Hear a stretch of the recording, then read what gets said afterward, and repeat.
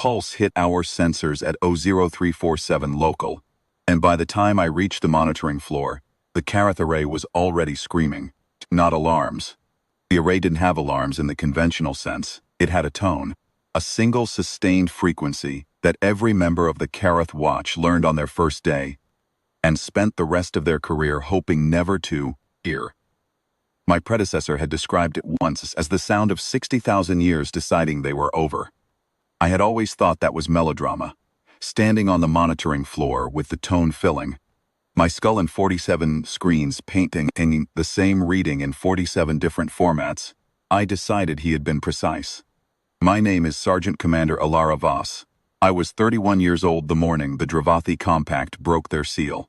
I had served 8 years on the Karath Watch, stationed at Forward Station Undrel on the Northern Shield Plateau, and I had spent the majority of those 8 years being quietly certain that nothing would ever happen. The Watch was the oldest continuous military posting on Earth. 612 generations of soldiers had held this station, or one of its predecessor forms, maintaining the instruments, logging the readings, writing the reports, change, and going home at the end of their rotation, having done nothing more dramatic than recalibrate a sensor head. The Watch was a job for the patient and the thorough. Command sent you here when they trusted your discipline and doubted your need for action. I was good at the Watch. I was good at patience. I had never once doubted in 8 years that the Compact was still down there. The instruments said so every day. The Archivist Corps confirmed it every quarter. The readings were stable, deep crust pressure, minor thermal fluctuation within expected variance. The faint bioelectric signature our predecessors had first detected 61,000 years ago, tracked ever since. It was stable. It was contained. It was not going anywhere until 347. The pulse was not a reading I had to interpret. It was a message, structured, deliberate, and directed upward. Whatever had been sealed inside Mount Karath for 60 millennia had decided, hey 3 on a Tuesday morning in late spring, to announce that it was awake. Pulse carried internal structure that our deepest crust resonance models had never recorded from a natural source. It had frequency modulation at 214 discrete bands, the same pattern our pre-sealing technical files identified as a Drevathi activation handshake. A signal type used to wake dormant infrastructure and confirm a receiving station was live. The Compact was not simply stirring. It was calling forward to a surface station it expected to find vacant and waiting. What it found instead was 7 screens, all reading the same thing, and a Watch Sergeant Commander who had been trained since her first day for exactly this. I hit the escalation protocol before the tone finished its first cycle. Undrel Station went to Level 1 readiness in 40 seconds. The Shield RA crews were at their posts in 3 minutes. And the message went out. The message that 612 generations of Watch commanders before me had written and updated and hoped never to send. Up through the defense grid relays, up through the orbital network, Northern Command, and from there to the War Council in Kavath. The message was 4 words. Karath Pulse confirmed. Escalating. Those 4 words moved faster than anything else in the next 6 hours. Everything else was preparation. I want to be precise about what happened in those 6 hours, because the easy version, the version that tends to circulate, compresses it into a single triumphant moment and loses the thing that actually matters. What actually happened was not a moment. It was the execution of a plan that had been written, revised, rehearsed, and refined across 600 generations. Actually happened was not improvisation. It was memory made into action, and it was the single most deliberate and disciplined thing I have ever witnessed. By 0400, the Karath Deep Bore Array had triangulated the pulse origin to a depth of 11 kilometers, the vault chamber, and confirmed a secondary signature. Structural fracturing in the basalt column above it. Whatever was inside had not simply announced itself. It was beginning to move. 12-kilometer column of engineered rock our ancestors had poured over the vault 60,000 years ago was, at 0400 on a Tuesday, beginning to fracture from below. The fracture pattern was not random.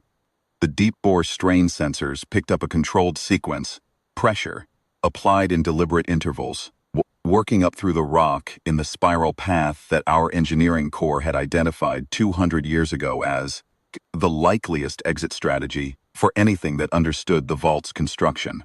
The Compact knew exactly how they had been sealed in. They had had 60,000 years to study it from the inside.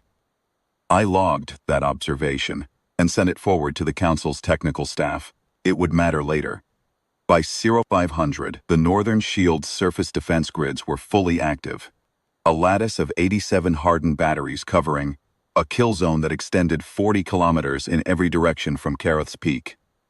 The batteries were old technology by current military standards. They had been installed 2,000 years ago and updated on a rolling cycle ever since. Every single one of them worked. The grid's targeting arrays came online in sequence, each one running a self-diagnostic and returning green status to the central coordination board, and I stood at the board and watched the green lights propagate across the plateau map with a feeling I could not quite name at the time. It was not satisfaction, exactly. It was something older than satisfaction.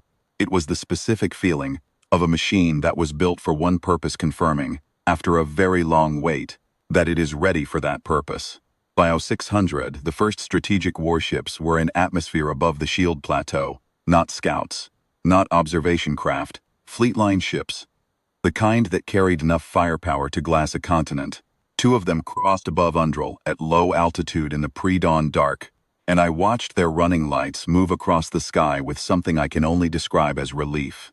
Relief, and a deep, clean kind of gratitude toward whoever had kept the memory alive long enough to build those ships for this exact occasion. The ships were named Kareth's Answer and the Long Memory, names chosen 70 years ago by the fleet commander who had redesigned the Northern Shield Response Doctrine, names that had seemed perhaps too on the nose when they were assigned, and that seemed exactly right now. By 0630, Northern Command's technical staff had completed a first-pass analysis of the pulse's internal structure and sent the summary up to my console. The activation handshake embedded in the pulse was an exact match for the sequence documented in the pre-sealing technical files. Not approximately, matching, not consistent with. The same sequence, the same frequency modulation bands, the same timing intervals. 60,000 years in an engineered vault had not degraded the Compact's technical protocols by a single step. Northern Command's note in the margin of the analysis read, "Subjects maintain full technical coherence. Recommend treating as peer-level adversary." That recommendation was already what the watch protocols required. It was still useful to see it confirmed in writing. The second note in the margin was more interesting. The pulse's destination address, the code it was broadcasting toward, matched a prefix in the pre-sealing records that our archivist corps had previously been unable to identify. 3 generations of archivists had flagged it as an unknown designator, possibly a decommissioned Drevathi station or a vessel code that had been retired before the sealing. Northern Command's analysis suggested a third possibility. The Compact had been broadcasting to a relay station they expected to find on the surface. A station that, from their perspective, should have been there. A piece of their infrastructure that they had left behind when they retreated below 60,000 years ago, and that they expected to still be operational. It was not there. Whatever station they had expected to answer them had either been dismantled in the years following the sealing, or had degraded past function, had never been found by our own surveys. The pulse had gone unanswered for its first 40 minutes, and at 0347, the Compact had proceeded anyway. Because a people that patient does not wait for a confirmation signal to tell them the world is ready. They come up and look for themselves. I logged Northern Command's analysis and flagged the relay station question for the Archivist Corps. It was the kind of historical detail that would matter later. By 0700, an additional 6 fleet-line vessels had taken station above the plateau, 8 warships total, holding position in the overcast morning. Their hull lights moving slowly across the underbelly of the clouds. I stood at the observation deck window and counted them and felt, for the first time since 0347, that I could breathe at a normal rate. By 0800, I had my first visual on the fracturing column. The peak of Mount Kareth is visible from the Undrel observation deck on clear days. A broad, dark mass of engineered basalt rising above the tree line of the shield plateau, indistinguishable at a distance from any other summit. The Archivist Corps had preferred it that way. In the centuries after the sealing, there had been proposals to mark the vault with a permanent surface monument, a beacon, a warning, a record. The War Council of that era had overruled every proposal on the same grounds. The compact, sealed but not dead, would see any surface marker as both a reminder and a target. Better to leave nothing visible. Better to let Karath look like a mountain. At 0800, Karath stopped looking like a mountain. The fracturing I could see from the observation deck was not violent. That was the first strange thing. I had imagined in the abstract that 60,000 years of accumulated pressure would produce an explosion. A geological event, something seismic. What I saw instead was almost controlled. The peak shifting, settling, the upper basalt cracking along lines that were clearly not natural. Lines that followed a pattern. The compact had not simply broken their seal, in a frenzy. They had planned this too. They were engineering their exit. At controlled precision, applied across 12 kilometers of rock from the inside out, with no external tools and no resupply, told me something about the discipline of what we were dealing with. This was not a desperate breakout. This was a scheduled emergence. The compact had set a time, prepared a method, and was executing it. 60,000 years had not made them ragged. It had made them methodical. That told me something about what we were dealing with that no amount of pre-watch briefing had fully prepared me to feel. The watch briefings were thorough. Every incoming watch soldier received 40 hours of compact history before they ever touched a sensor console. I knew the record. I knew what the compact was, what they had been, what they had done to the proto-human civilizations of 60,000 years ago, and why the ancestors of those civilizations had, in a feat of geological engineering that our own construction corps still studied as a masterwork, sealed them inside a prepared chamber beneath a mountain and buried them under 12 kilometers of solid engineered rock. The Drevathi Compact had not been invaders in the conventional sense. They had been owners. That was the word the oldest records used, and it had always struck the Hwatwas archivist staff as inadequate. But it was the word the Drevathi themselves had used, in the translated fragments recovered from the excavation that preceded the sealing. They called Earth theirs. They called humanity an infestation that had grown up in their absence, a contamination of a world they had left dormant while they pursued interests elsewhere in the system. When they returned, the first time, 61,000 years ago, they had come back expecting to find their dormant world. They had found something unexpected, a species that had survived, that had built, that had refused to disappear. The Drevathi had been neither patient nor interested in revision. They had moved to correct what they considered an error. What followed is recorded in the oldest human archive in existence. It is not comfortable reading. 60,000 years of distance does not make the numbers smaller. The compact had been numerically small, a single hive fleet, perhaps 800 combat-capable individuals by the genetic analysis. Our scientists eventually completed from the biological traces left in the sealing battlefield sites. But they had been technologically superior to every human civilization of that era, and they had been absolutely certain of their right to the outcome they intended. They had not fought. They had processed. There is a difference. Fighting implies the possibility of a two-sided outcome. What the Drevathi had done in the first century of the first return was not a fight. It was the Archivist Corps that changed the outcome. Not soldiers, archivists, the individuals who kept the memory, who found, in the deep records of the oldest human settlements, the fragmented technical specifications that the Drevathi had left behind in their previous occupation, the geological surveys, the mineral maps, the structural assessments of the subsurface strata, and who realized, over the course of 2 generations of quiet, hidden study while the surface wars continued, that the same geological formations the Drevathi had used to map their world could be used against them, that the same deep-crust chemistry they had cataloged could be weaponized, that the chamber at 11 kilometers depth beneath the Karath Massif was not a natural formation. It was pre-existing Drevathi infrastructure, their own ancient storage vault, and it was perfectly suited to serve as their prison. The sealing had taken 60 years and the labor of 4 generations of engineers. It had cost more than the wars that preceded it. It had been, by any measure, the greatest cooperative undertaking in the history of a species that had spent most of its existence in conflict with itself. And it had worked because everyone involved understood. From the engineers to the soldiers to the diplomats who spent decades negotiating the cessation of surface fighting long enough to complete the project, that the only acceptable outcome was permanent. They had sealed the compact inside their own vault, filled the access shafts with poured engineered basalt, and then done the harder thing. They had decided to remember. To never let the memory decay. To build the watch not as a temporary precaution but as a permanent institution, on the assumption that 60,000 years was not long enough to be certain the compact was gone. They had been right. At Eero 923, the first Drevathi emerged from the fracture line.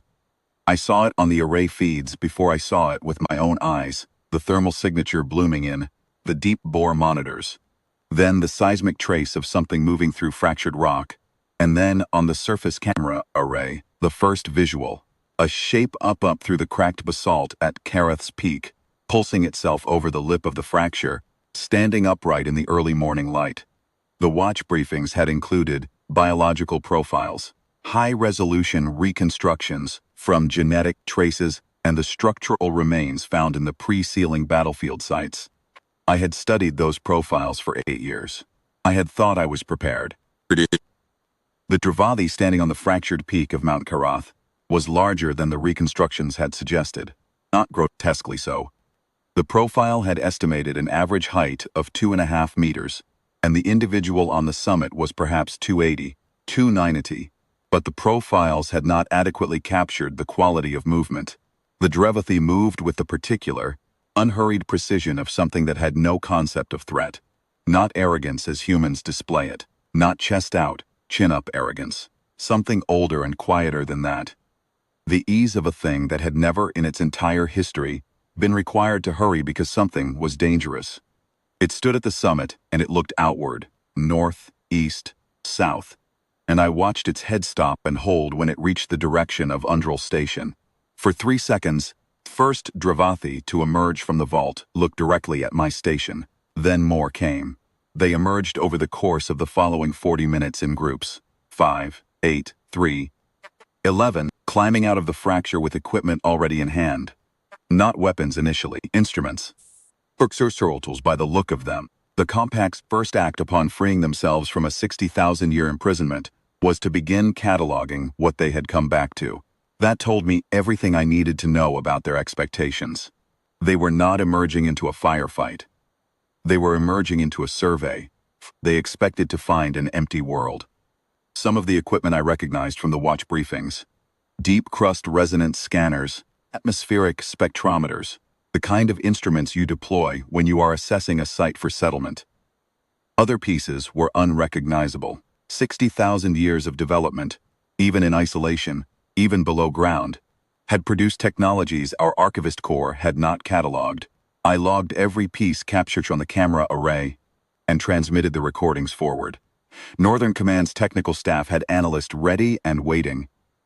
What struck me most, watching the groups emerge, was their coordination. There was no confusion at the fracture line, no crowding, no disorder. Each group came out in sequence and moved immediately to a designated position on the slope, setting up their equipment with practiced efficiency. They had drilled this, down in the dark below Kareth's peak, planned and rehearsed their emergence across whatever vern of time 60,000 years of imprisonment creates in the minds of something that was not built to accept imprisonment. And what they had produced was not a force in disorder. It was a professional team executing a prepared plan. I found that more unsettling than chaos would have been. At 1004, the first group of Drevathi descended from Kareth's peak toward the shield plateau below. That was my trigger. The watch protocols were specific. As long as the compact remained at the peak, as long as no individual crossed the tree line onto the plateau, we maintained observation only. The moment they moved toward the plateau, we responded. Not with fire, not yet. With the first layer of what the architects of the protocol had called the demonstration.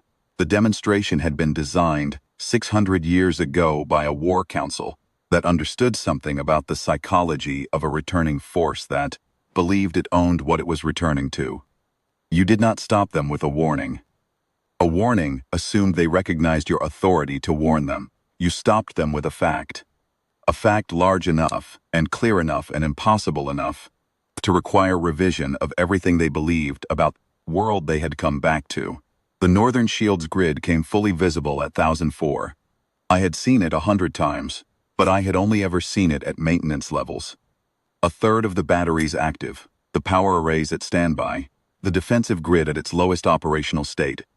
At 1004, Northern Shield went to full deployment, and what that looked like from the outside, what the Drevathi on the slope of Karath would have seen, was the plateau transforming, every hardened battery emplacement rising from its concealed housing, every power relay tower activating, throwing pale blue light across the tree line in the early morning overcast.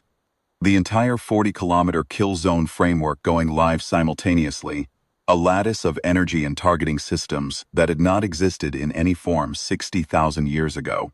And that represented the accumulated weapons, the development of a species that had spent 60 millennia with nothing more pressing to think about than how to be ready for this morning. The Drevathi on the slope stopped. I was watching them on the summit cameras, high resolution, magnified. I saw the lead group halt on the trail below the fracture line, and I saw the individual at the front, the one I had been watching since it first, the emerged, the one that moved with that particular quality of absolute certainty. I saw it look at the plateau, look at the batteries rising from their housings, look at the relay towers throwing their light, and I saw it go still in the specific way that things go still when their model of the world has just been revised without their consent. That stillness lasted 11 seconds, I counted. Then the lead Drevathi made a sound, a single low tone, below the range of comfortable human hearing, and the group halted completely. Every individual on the slope stopped where it stood and waited. Equipment was paused in place. Instruments left pointing at whatever they had been pointed at when the tone was issued. The discipline of that response was immediate and total. Not a single individual took an additional step. Not a single piece of equipment was moved. Whatever the Compact's command structure was, it worked. The lead Drevathi turned around and went back up the slope toward the fracture. I did not interpret that as retreat. I interpreted it correctly, as it turned out. It was going to confer with whoever was still below, with whatever leadership had not yet emerged. It was reporting. It was revising the survey. This was an intelligent organism confronting contradictory data, and it was doing what intelligent organisms do. It was going back to update its picture before proceeding. That gave me approximately 30 minutes. I used them to call the War Council. The councils have been in session since 0400. Northern Command had been running the tactical operation, but the council held the authority over the demonstration protocol's further stages, and the decision of whether to advance to Stage 2 was theirs. I gave them my assessment. The compact was organized, equipped with survey instruments, and numerically consistent with the upper-end estimate of survivors. Approximately 740 individuals accounted for on thermal and visual by 1,000 hours. They had not deployed weapons. They had halted at first contact with the grid. The lead individual was exhibiting behavior consistent with leadership assessment rather than assault preparation. My recommendation was Stage 2. Stage 2 of the demonstration was not the Northern Shield grid. The grid was Stage 1, a local fact, a single overwhelming data point. Stage 2 was the answer to the question that any sufficiently intelligent returning force would ask after absorbing Stage 1. Is this a local anomaly or has the entire world changed? The answer the War Council sent at 1041 was visible from space. Every orbital defense platform in Earth's northern hemisphere activated simultaneously. 47 platforms, each one a structure large enough, to have its own internal geography. Each one carrying enough firepower to end a naval engagement that would have been considered decisive 2,000 years ago. Each one now lit up, running lights, targeting arrays, the long dull glow of weapons systems warming. A chain of light stretching across the sky above the Northern Shield plateau that was visible, I was told later, from the surface of the moon. The activation sequence took 8 minutes and 20 seconds. I watched it from the observation deck window. Watching the chain of lights appear one after another across the sky in the northwest to southeast arc of the orbital track, each new platform coming into view like a star being lit, until the full arc was visible and the sky above the plateau looked, in the morning light, like a string of hard and permanent warnings, strung from horizon to horizon. I had never seen all 47 active at once before. Nobody alive had. The last time all 47 platforms had been simultaneously activated was a systems test 400 years ago, conducted for maintenance purposes, and the records from that test noted that the effect was considerable. That was an understatement. Standing on the observation deck of Undrel Station in the morning light, watching 47 platforms glow in the sky above the Shield Plateau, I understood for the first time the full scope of what 600 generations of preparation had produced. It was not a defensive system. It was a statement. A statement written in orbital infrastructure and powered weapons arrays, and the cold glow of 47 platforms that said, without ambiguity, to anyone who could read it, "We have been waiting. We have been waiting for a very long time. And we have used every year of that wait." I did not see the Drevathi leadership's reaction to that. I was watching the summit camera feeds, and the lead group had gone back below the fracture line to confer. What I saw instead was what happened among the individuals who had remained on the slope and who had a clear view of the sky.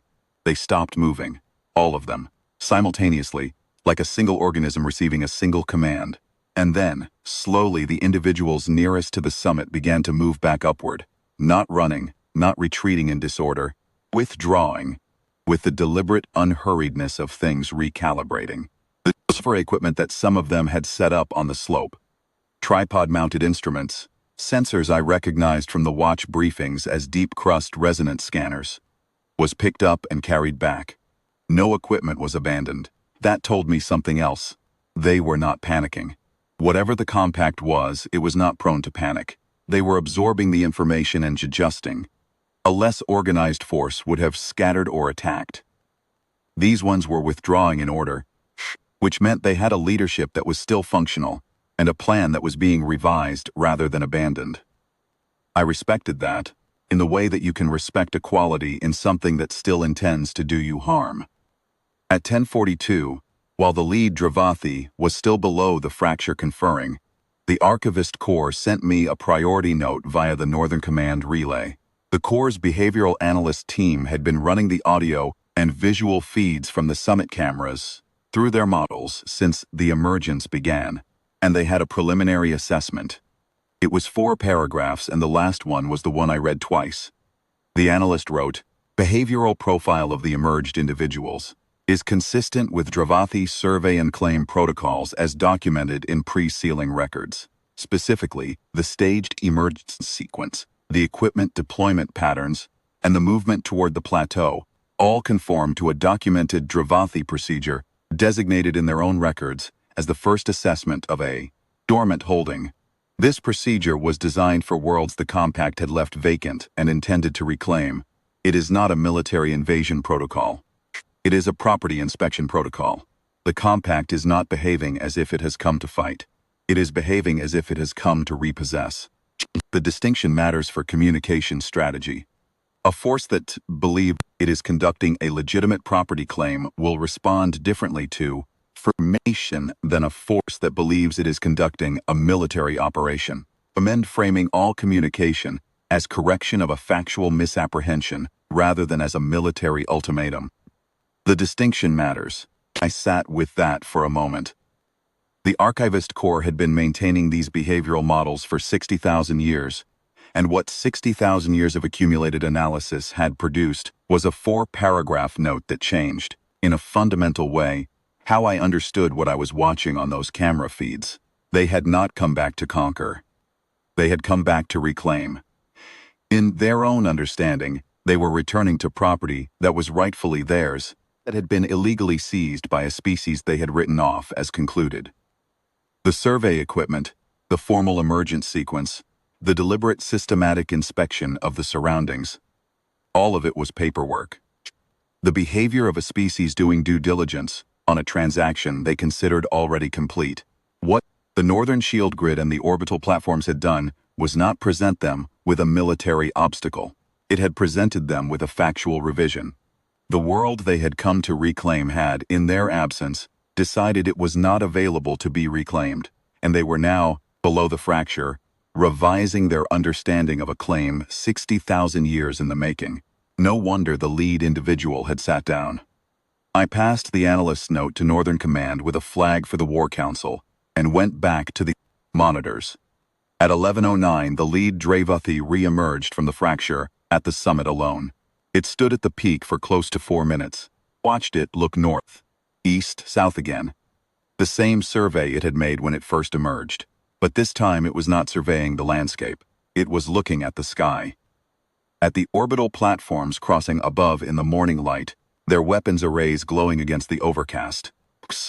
At the pair of fleetline warships that had been holding station at low altitude above the plateau, and that were now joined, as I watched, by 2 more. Descending through the cloud layer with the particular slow certainty of ships that have no reason to hurry because they are already where they need to be. 8 fleetline vessels, each one 3 kilometers long, hanging in the sky above the Northern Shield Plateau at an altitude low enough that I could see the hull markings without magnification. The markings were visible because the ships were low enough that they were practically parked. They were not circling, not demonstrating capability by movement. They were simply there, present and stationary and vast. The message was in the stillness, not the motion. These ships had been here longer than the Compact expected, and they would be here longer still. The lead Drevathi looked at those ships for a long time. Then it did something I had not expected, and that no watched briefing had prepared me for, and that I have thought about every day since. It sat down. Not collapsed, not fell.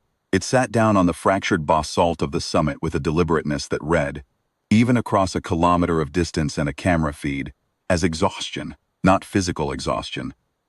The exhaustion of a thing that has arrived at a conclusion it did not wish to arrive at and must now decide what to do with it. I found out later, from the Archivist Corps' analysis of the audio recordings, what the lead Drevathi said during those 4 minutes of looking at the sky. It said, in the partial translation our scholars could reconstruct, something that the senior archivist rendered in English as, "They did not leave," said 3 times. The 3rd time with a tonal marker the Archivist Corps classified as a question. They did not leave. That was the assumption the Compact had carried for 60,000 years inside their vault. That humanity, deprived of the surface world and pressed into the deep places by the first return, had eventually died out or departed. It was the assumption baked into every piece of survey equipment they had brought out of that vault. They had expected a dead world or an empty one. They had expected to find ruins at most, the traces of a species that had not lasted. They had not permitted themselves to consider the alternative, because the alternative was this. A species that had survived, that had remembered, that had spent 60,000 years converting its memory into infrastructure. They did not leave. I called the War Council at 11:21 with a second recommendation. I wanted to talk to them. That recommendation required a 40-minute discussion at council level that I was not party to. I know what the arguments were, because they were the same arguments that have been rehearsed in watch training for generations. On one side, the Compact had come back as proprietors, their survey equipment, their organized emergence, their possession of deep-crust resonance scanners, all indicated an intent to reclaim and resettle, not to negotiate. Talking to them rewarded the premise of their return. On the other side, they had halted. They had not deployed weapons. The lead individual was exhibiting behavior that the Archivist Corps' behavioral models classified as assessment, not aggression. An enemy that was assessing was an enemy that was open to information.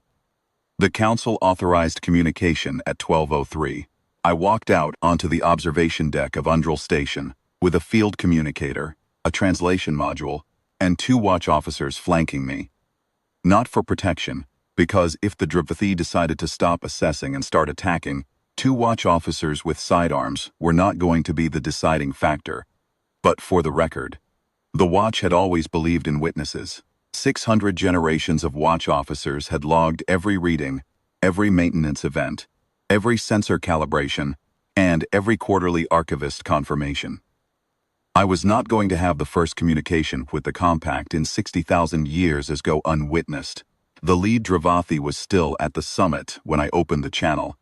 I used the Archivist Core translation module, which was a remarkable piece of work. The product of 60,000 years of analysis, applied to a language sampled from a few hundred hours of recovered pre-sealing recordings and the behavioral traces embedded in the vault's own construction. It was not a perfect translation. It was good enough, I said. I am Sergeant Commander Elara Voss of the Karath Watch. I represent the War Council of Earth. You are on human ground. This world is not available to you. The translation module rendered it in Drevathi. The sound it produced, the 3-frequency layered harmonics, was strange coming out of a human-built device on an Earth morning, 60,000 years after the last time those frequencies had been used on this planet's surface. The lead Drevathi was silent for a long time. Then it responded. The module translated. You are the descendants of the ones who closed the rock, I said. Yes, another silence then. How many of you are there? Not a question about our numbers. I understood from context and the archivist's subsequent analysis. A question about our scope. How many of you are there? Meaning, how widespread, how entrenched, how deep does this go? The lead Drevathi had looked at the orbital platforms and the fleet line warships and the defense grid, and had correctly understood that none of those things materialized overnight. It was asking how long we had been building. I said, long enough. I want to be honest. I had not planned that answer. The watch protocols had a full communication script, careful, formal, extensively drafted by council linguists over the past several hundred years. I deviated from the script at the second exchange, and I have never regretted it. Long enough was the truth, and the truth was what the Compact needed to hear. And the truth was the only thing they were going to respond to anyway. The translation module rendered it, and the lead Drevathi was quiet for nearly 2 minutes. Then it spoke again, and the module caught something I had not anticipated. A shift in the tonal register, the multi-frequency harmonics dropping into a lower, slower cadence that the archivist's reference library flagged as a register, used for formal inquiry rather than assessment. The Compact was no longer surveying, it was asking. The module translated, we were told this world would be finished, that you were finished. The records we carried said, and here there was a gap in the translation. A phrase the module flagged as uncertain, which the senior archivist later rendered as either would have expired or would have concluded. The lead Drevathi said, you were supposed to be concluded, I said. We know what your records said. We have copies. This produced the longest silence yet, 3 minutes and 40 seconds. I stood on the observation deck in the early afternoon light and watched the lead Drevathi sit on the fractured basalt of Karath's summit and hold very still. Then, who made copies, I said. The same people who sealed you inside. Their descendants kept the records. And then their descendants kept them. 600 generations. We never lost the language. We never lost the technical files. We never lost the maps of the vault or the engineering specifications of the seal. We kept all of it because we understood that the seal was not permanent. We understood that eventually you would find a way out, and we wanted to be ready for that morning. I paused, and then I said, this is that morning. There is no good way to describe the silence that followed that statement. It lasted over 5 minutes. I stood on the deck and let it go on for as long as it needed to. The 2 watch officers flanking me did not move. Somewhere above us, 8 fleet line warships held position. Somewhere in the sky, 47 orbital platforms glowed against the overcast, and on the fractured basalt of Karath's summit, 1 kilometer away and 60,000 years removed from the last time its kind had stood on this surface, the lead Drevathi sat and was quiet. What broke the silence was not the lead Drevathi. It was the sound from below, from within the fracture. More voices. The multi-frequency harmonics of Drevathi communication, carrying even through rock, carrying even through 60,000 years of accumulated silence, carrying up through the broken basalt to the open air where the translation module could partially catch it. The senior archivist's rendering of what was said in the next 3 minutes, among the Compact's leadership below the fracture, fragmentary. The module was not positioned for depth capture, and we recovered perhaps a third of the exchange.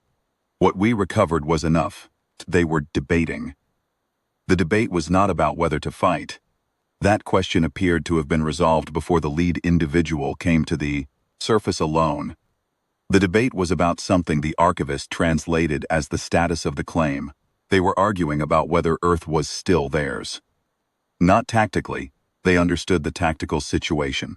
They were arguing about it philosophically. In the way that a people whose entire identity had been organized around the ownership of something might argue. When confronted with evidence that the thing they owned had, in their absence, organized itself into something that owned itself, the question was not, can we take it? The question was, what does it mean that we cannot? I did not know at the time that this debate was happening. I learned it from the audio analysis afterward. What I knew, standing on the deck, was that the silence was continuing and that it had changed quality. It was no longer the silence of assessment, but the silence of something being through, and I had been in the watch long enough to know the difference. At 13:17, the lead Drevathi stood up from the fractured basalt. It faced the observation deck. It said, "The world has changed." The translation module rendered it flatly, without tonal weight. The archivist later told me the tonal markers indicated a formal statement, not a question, not a lament, but a recognition, a formal revision of a formal claim.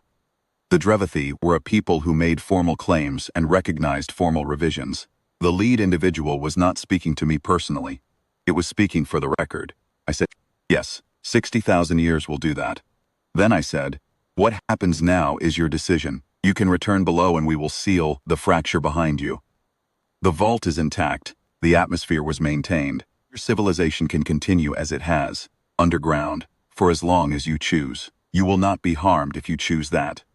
The lead Drevathi said, "And if we choose to remain above," I said, "then we will have to have a longer conversation, one that does not begin with survey equipment, and will not end with you owning anything." Another silence, shorter this time. The tone had shifted. The archivist later confirmed to a decision register. Something had been resolved below. The lead Drevathi said, "We will confer. We ask for time." I said, "You have until morning, one night." Not a gesture of mercy, a genuine operational window. The council had already confirmed it. One night to confer, because the war council of a civilization that had spent 60,000 years preparing for this morning was patient enough to give one night to a people who had spent 60,000 years in the dark and needed time to adjust their understanding of the world they had come back to. The lead Drevathi said nothing further. It turned and descended back into the fracture. I went inside and wrote my report. What happened in the next 16 hours is mostly not my story to tell. Most of it happened in chambers and councils and command posts I was not to, among people with authority I did not have, and access to information I was not cleared for. What I can tell you is what I observed from Undral Station, and what I observed was the watch doing what the watch had always done, maintaining the record, monitoring the instruments, keeping the vigil. The northern shield grid remained active. The fleet line warships held station. The orbital platforms kept their glow against the darkening sky. And below Karath summit, where the fracture had torn open the basalt and broken 60,000 years of engineered silence, the Drevathi Compact held their conference. Could hear it, not translate it. The audio recovery was too fragmentary for that, but hear it. The low harmonic layering of hundreds of voices, engaged in the kind of sustained, organized discussion that the Archivist Corps' behavioral models classified as deliberative assembly. Not argument, not panic, not the chaos of a defeated force. Deliberation. They were going through their own version of the process we had gone through, centuries ago, when the Watch Council had last updated the demonstration protocols and the communication scripts. They were deciding what they believed, and what they intended, and what the evidence of the world outside their vault required them to revise. I spent those 16 hours on the monitoring floor, rotating through the standard watch schedule with my staff, logging every sensor reading and every audio fragment, as the compact's assembly continued below the mountain. There was nothing dramatic in those hours. No alerts, no further emergence, no signs of weapons deployment. Just the instruments and the voices and the overhead glow of orbital platforms in the dark. The watch doing what the watch did, on the most consequential night of its 600-generation history, which looked exactly like every other night in that history. Someone at the console, someone with the log, someone watching the readings. That was the point. At 22:47, one alert. The deep-bore seismic sensors registered a brief pulse from the vault chamber. Not another activation handshake. Not the fracture progression we had been tracking. Something narrower. Directed. In Northern Command's technical staff identified it inside 4 minutes as a deep-crust resonance probe. The same type of instrument the Compact had, deployed on the slope, but operating from inside the vault, pulsing outward through the rock in multiple directions. They were scanning, not the surface they had already seen in the surface. They were scanning the subsurface. They were reading the deep foundations.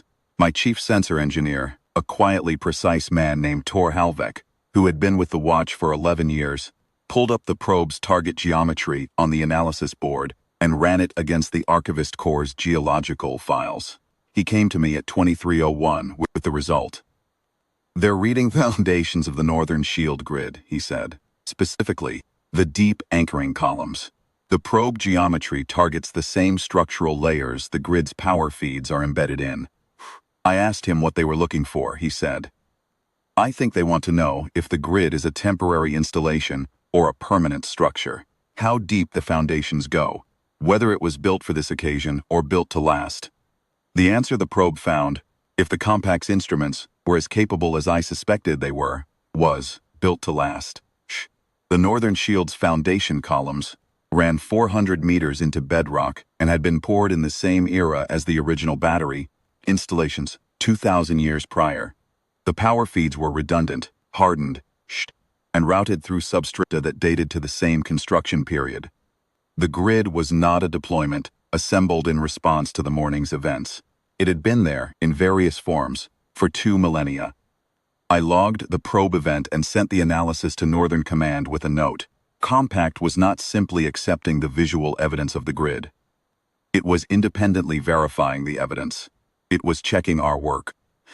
I found that detail important. It meant they were being thorough. It meant whatever conclusion they reached about Earth's readiness was going to be one they had verified themselves, not one they had simply accepted at face value from a species they had no reason to trust. And a conclusion that had been independently verified was a more durable conclusion than one taken on faith. If they decided to negotiate, it would be because they had checked and found that everything was exactly what it appeared to be.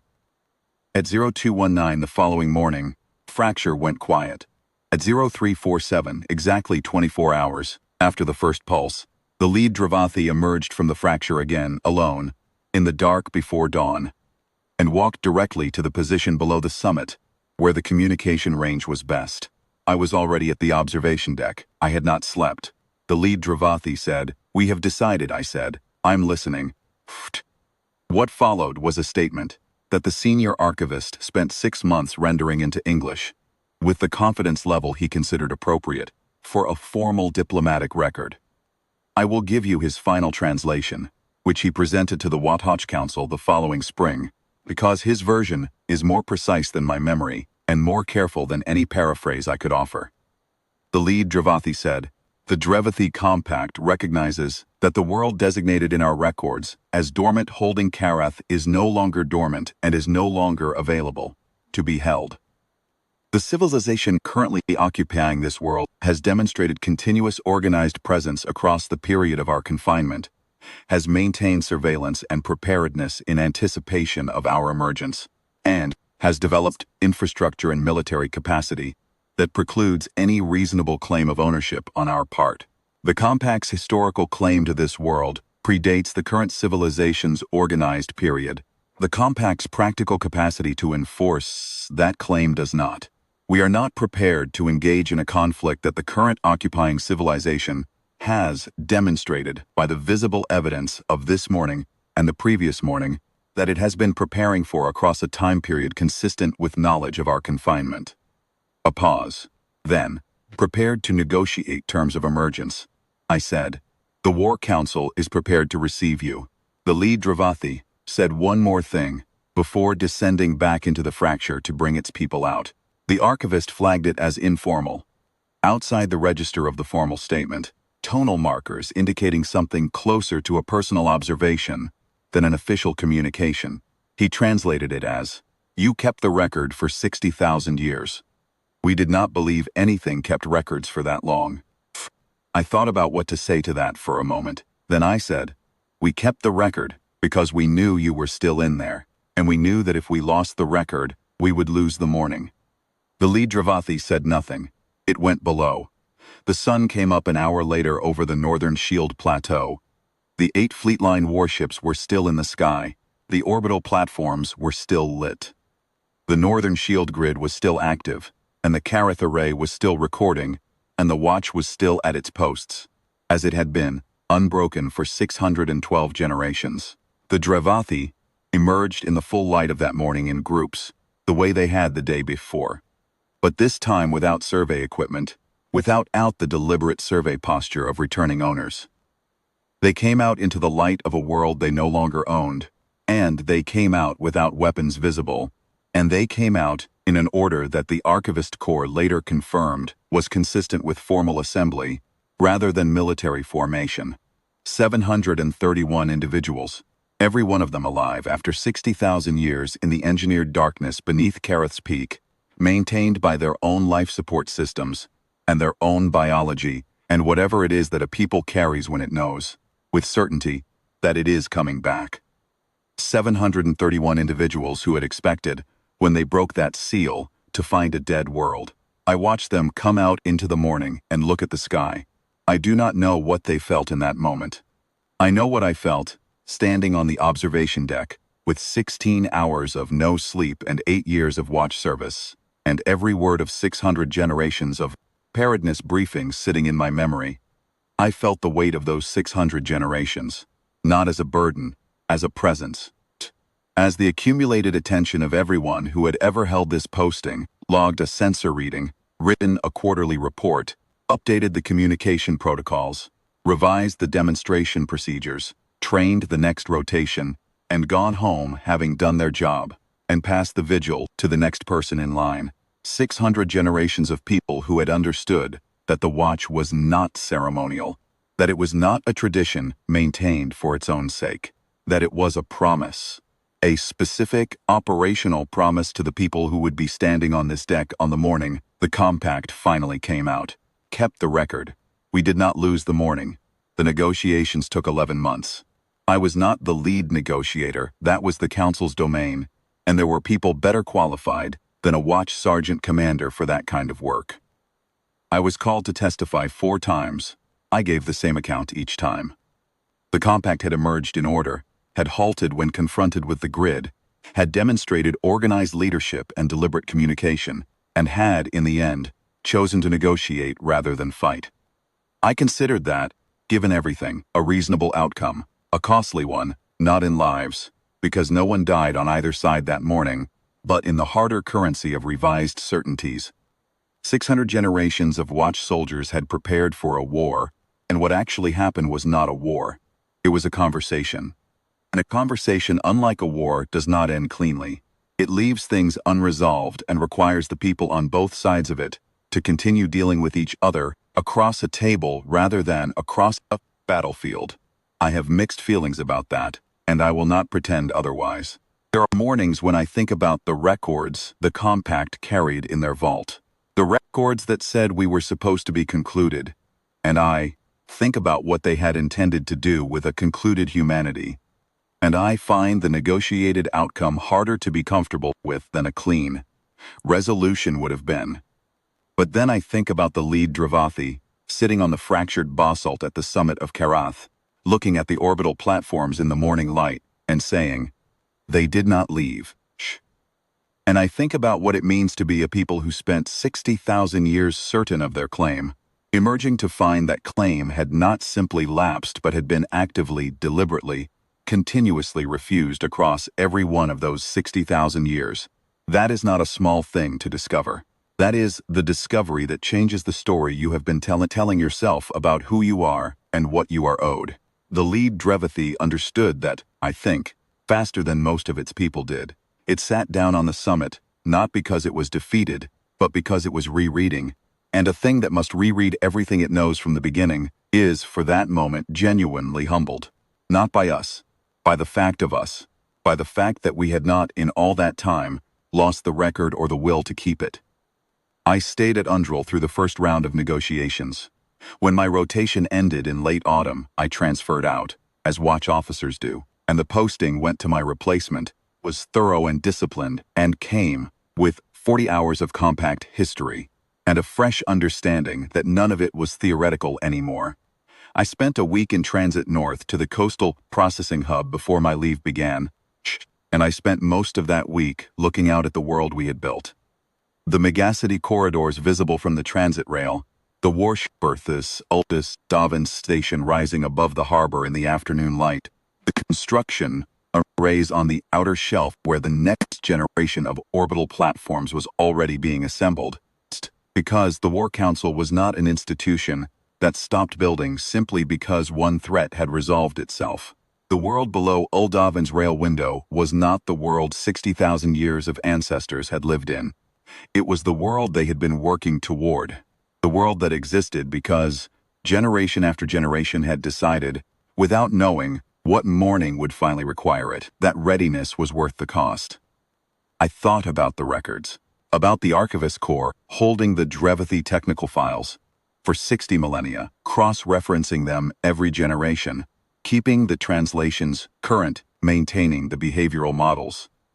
About the watch engineers who had updated the demonstration protocols 8 times in the last 2,000 years alone, each update informed by the previous generation's analysis, and each update passed forward to the next. About the defense contractors who had built the Northern Shield's 87 hardened batteries, without ever knowing whether they would be needed, and the orbital engineers who had assembled 47 platforms in the knowledge that each one represented a specific answer to a specific threat that might never materialize in their lifetime.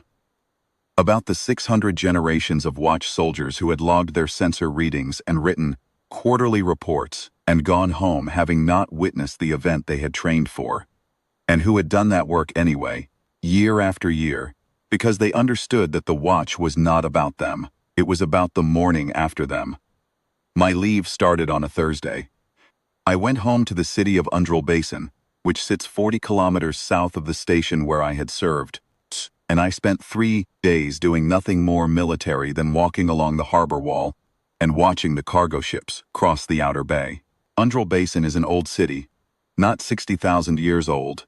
Nothing is 60,000 years old except what was sealed underground, but old in that cities built on memory are old, where the layers are visible if you know how to read them. The deep foundation stonework of the first settlement, the expanded harbor infrastructure of the second era, the defense grid integration of the construction period, and above and through all of it the present-day city, vast and lit and busy with people who had grown up, knowing the compact was below Karath, and treating that knowledge the way most people treat.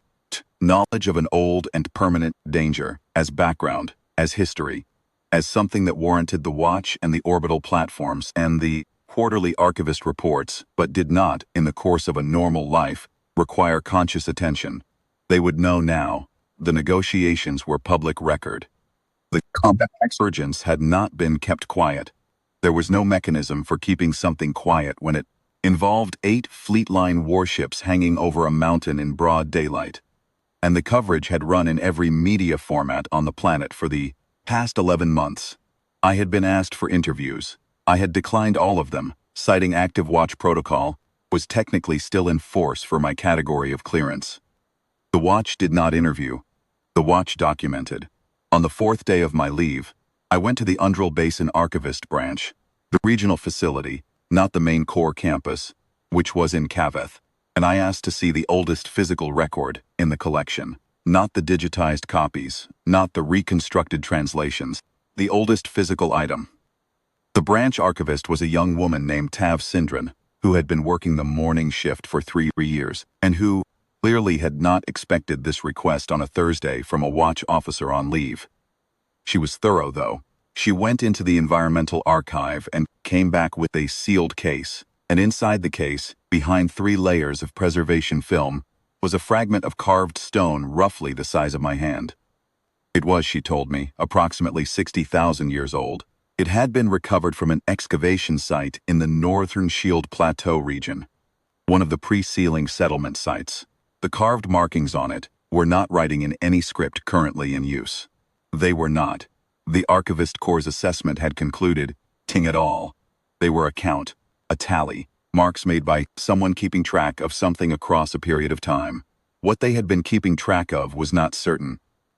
The Corps' best analysis suggested the tally was consistent with a long observation record, something monitored and logged over many cycles. I looked at that stone for a long time.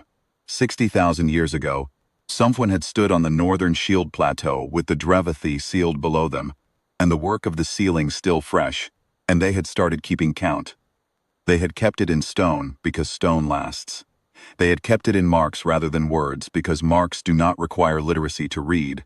A mark is a mark is a mark, and the next person who picked up the stone would understand, even without the language, that someone had been here, had been watching, had been keeping track. They did not know, the person who made those marks, what their count would eventually become. They did not know about the watch, or the demonstration protocols, or the orbital platforms, or the fleet line warships. They knew that the compact was below the mountain, and that keeping track mattered, and they had kept track in the way available to them. That is the record. That is what it actually is. Not a system, not an institution, not a protocol library. It is the accumulated decision, made independently by 600 generations of individuals. That keeping track mattered more than stopping. That memory mattered more than the convenience of forgetting. That the people who would be standing on this deck on the morning the seal broke deserved to have what they needed, even if the people making that decision would never know who those people were or what morning they would face. I handed the case back to Tav Sindran and thanked her for her time. She said she was maybe 24, the age I had been when I first reported to Undril Station. She said, "Were you there? At Kareth, I mean, when they came out?" I said yes. She thought about that for a moment. Then she said, "Was it like the briefing said it would be?" I thought about the lead Drevathi, sitting down on the fractured basalt, about the sound of the survey equipment being picked up and carried back, about 731 individuals emerging into the morning light and looking at the sky. About 3 minutes and 40 seconds of silence and a voice saying they did not leave. I said, "The briefings covered the tactics. Couldn't cover the weight of it. That part you have to show up for." She nodded. She looked like she was filing it away. The archivist's habit. Good. I went back out into the harbor morning, where the cargo ships were crossing the outer bay, and the warship berths at Uldovan Station rose above. The waterline in the autumn light. And I stood there for a while, and thought about the 60,000 years of people who had made this morning possible by refusing to put down the record. We had not won because we were stronger, though we were. We had not won because we were smarter, though we had been, in the end, clever enough. We had not won because we had been lucky, or because the compact had made a mistake, because someone had improvised a solution at the last moment. We had won, if won is the right word for a morning that ended with a conversation, rather than a war, because we had never stopped believing that the morning was coming. Every sensor calibration, every quarterly report, every updated protocol, every generation of watch soldiers trained and deployed and rotated out, every archivist who kept the Drevathi language files current and the behavioral models updated and the engineering specifications of the seal reviewed and the vault atmosphere monitored. Every engineer who built a battery or an orbital platform or a relay tower in the knowledge that it might never be tested in their lifetime, or in their children's lifetime, or in the lifetime of anyone they would ever know. Every single one of them had believed in the morning, and their belief, accumulated across 60,000 years and 600 generations, had made the morning real, and when the morning came, we had not needed a last-second miracle. We had not needed a genius in a room somewhere to solve a problem nobody had anticipated. We had not needed luck or circumstance or the compact to make an error. We had needed exactly what we had, 8 warships, 47 platforms, 87 batteries, one translation module that was the product of 60,000 years of patient linguistic scholarship, and a watch sergeant commander who had been trained for 40 hours on compact history and trusted to stand on a deck and speak 4 words. Long. Enough. To a people who had come to find their home was no longer theirs to claim. The preparation was the miracle. The memory was the weapon. Both of them built, one generation at a time, by people who would never see what their work was for. The cargo ships moved across the bay.